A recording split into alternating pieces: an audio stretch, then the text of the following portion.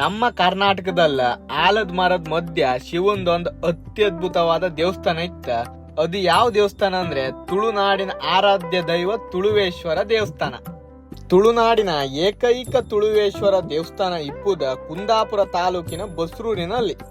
ಇಂಥ ಒಂದು ಅದ್ಭುತವಾದ ದೇವಸ್ಥಾನ ಕಣ್ತುಂಬಿಕೊಳ್ಳೋ ಆಸೆಯಿಂದ ನಾನಿವತ್ತು ಬಸ್ರೂರಿ ಬಂದಿ ಕಾಣಿ. ಶತಮಾನಗಳ ಹಿಂದೆ ಈ ದೇವಸ್ಥಾನ ಹೆಸರುವಾಸಿಯಾಗಿದ್ರು ಈಗ ಸದ್ಯ ಇದರ ಗೋಡೆ ಮತ್ತು ದ್ವಾರದ ಅವಶೇಷಗಳು ಮಾತ್ರ ಉಳಿದಿದೆ. ಶಿವನ ಎದುರುಗಡೆ ನಂದಿ ಇದ್ರೆ ಅದೇ ಶಿವನಿಗೆ ರಕ್ಷಣೆಯಾಗಿ ಒಂದು ದಟ್ಟವಾದ ಆಲದ ಮರ ಬೆಳೆದು ನಿಂತಿದೆ. ನಾವು ಬರುವಾಗ್ಲೇ ದೇವ್ರಿಗೆ ಪೂಜೆ ಎಲ್ಲ ಸ್ಟಾರ್ಟ್ ಆಗಿದ್ದಿತ್ತ. ಹಂಗೆ ದೇವ್ರಿಗೆ ಕೈ ಮುಕ್ಕಂಡ ನಾವು ದೇವಸ್ಥಾನದೊಳಗೆ ಹೋಯ್ತು ಕಾಣಿ. ಈ ಮುಖ್ಯ ದ್ವಾರದ ಮೂಲಕ ಒಂದು ಸಲಕ್ ಒಬ್ರಿ ಮಾತ್ರ ಒಳ ಬಾಪು ಕಾಪುದ. ಒಳಗ್ ಬಂದ್ರ ಮೇಲೆ ದೇವ್ರನ್ ಕಂಡ ಭಾರಿ ಖುಷಿ ಆಯ್ತು ಮಾರ್ರೆ. ದೇವಸ್ಥಾನದೊಳಗೆ ಸ್ವಲ್ಪ ಹೊತ್ತು ಧ್ಯಾನ ಎಲ್ಲ ಮಾಡಿ ತುಳುವೇಶ್ವರಂಗ ಒಂದ್ ಲೈಕ್ ಮಾಡಿ ಕೈ ಮುಗ್ದ. ದೇವಸ್ಥಾನದೊಳಗೆ ಮರ ಯಾವ ತರ ತೋರತ್ತನಿ ಕೇಳಿ ಸ್ವಲ್ಪ ಹೊತ್ತು ಕಾಣ್ತ.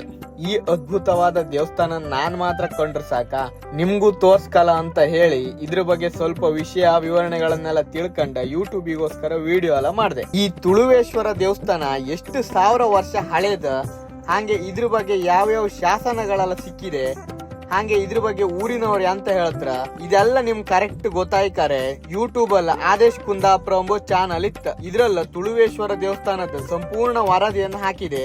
ಆ ವಿಡಿಯೋನೇ ನೀವು ಮಾತ್ರ ಕಾಂಬುದಲ್ದೆ ನಿಮ್ ಸ್ನೇಹಿತರಿಗೆ ಎಲ್ಲರಿಗೂ ಶೇರ್ ಮಾಡಿ ನಮ್ಮ ಊರಿನಲ್ಲಿರೋ ಈ ಅದ್ಭುತವಾದ ದೇವಸ್ಥಾನದ ಬಗ್ಗೆ ತಿಳಿಸಿ.